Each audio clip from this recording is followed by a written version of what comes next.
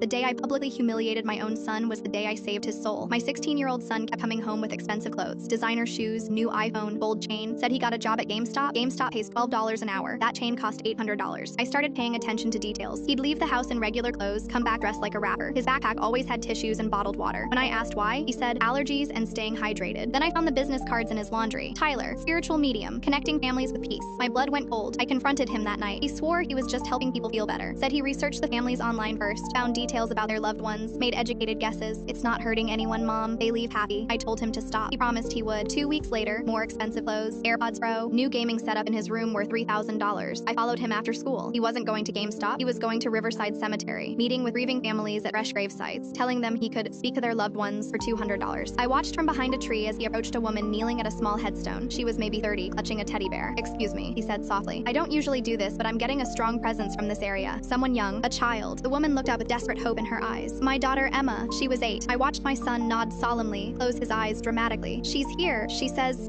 she's not in pain anymore. The car accident happened so fast she didn't suffer." The woman gasped, started crying harder. "She wants you to know she's playing with other children now. There's a playground where she is. She says she misses your bedtime stories, but the angels read to her now." This woman was sobbing, reaching toward the headstone like she could touch her daughter. "She's worried about you not eating. She says you've lost weight. She wants you to take care of yourself, to be happy, to buy something nice for yourself because you deserve it." The woman nodded frantically, pulling crumpled 20s from her purse. Thank you so much. This is everything I needed to hear." My son pocketed the cash and gave her his card. "Call me if you need to hear from her again." I've never felt rage like that. This wasn't just stealing money. He was weaponizing grief, playing puppet master with a mother's shattered heart. I followed him to 3 more graves that afternoon. An elderly man visiting his wife, a teenage girl at her grandmother's headstone, a middle-aged couple at their son's grave. Same routine every time. Vague statements about peace and love, telling them their dead loved ones wanted them to treat themselves and be happy. Every single person paid him. He made $800 in 2 hours. That night at dinner, he casually mentioned needing money for a school trip. Asked if I could spot him $50. The audacity made my hands shake. I started researching. Found online reviews praising Tyler the medium. Desperate families calling him a godsend and a miracle. One review mentioned a suicide attempt prevented by Tyler's message from beyond. These people weren't just clients. They were addicts. And my son was their dealer, selling them hope manufactured from their own desperation. I printed screenshots of every review, every fake testimonial, every photo of expensive items he posted on social media. The next day was parent-teacher conferences. Perfect timing. I arrived early and set up a projector in the main hallway where all parents walk through. When my son saw me setting up equipment, he looked confused. "Mom, what are you doing?" Then I hit play. Security footage from the cemetery. Audio recording from my phone hidden in his backpack. His voice crystal clear. "Your daughter says she's watching over you from heaven. She wants you to be happy and buy something nice for yourself." Every parent in that hallway stopped walking. Teachers gathered. My son's face crumbled as he realized what they were seeing. "This is my son," I announced to the crowd, teaching him that actions have consequences. He lost every friend, had to change schools, spent his savings paying back victims. That was 2 years ago. Yesterday, he graduated from a program training therapy dogs for grieving families. He still won't speak to me, but I sleep better knowing I stopped a monster.